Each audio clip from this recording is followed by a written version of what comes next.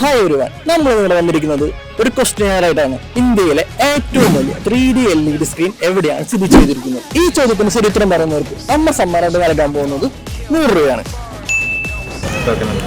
അല്ല, അറിയോ?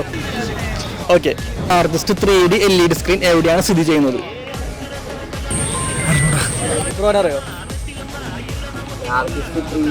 ആ, ഇന്ത്യയിലെ ലാർജസ്റ്റ് 3D LED സ്ക്രീൻ